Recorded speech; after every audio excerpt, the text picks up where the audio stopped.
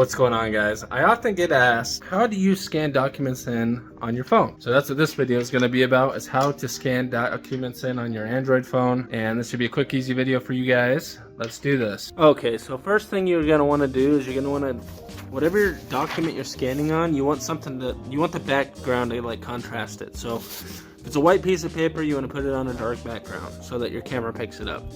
This is going to be for newer phones. So in the bottom left hand corner you see that little camera icon. You'll click on it and then you go to photo, and then you'll go ahead and you'll situate your phone over it. Once it has those yellow, like that yellow outline, you'll hit the yellow text button, I guess, in the bottom right hand corner, and it will start to process this.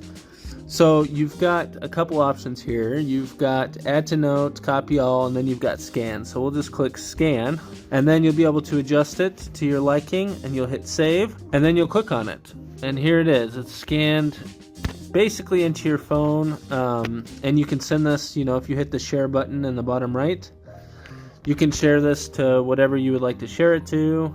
And if you hit the share button in the bottom right, you can share this via email, you can share it via text message, but it captures the document perfectly. So I hope this video is useful for you. Please subscribe.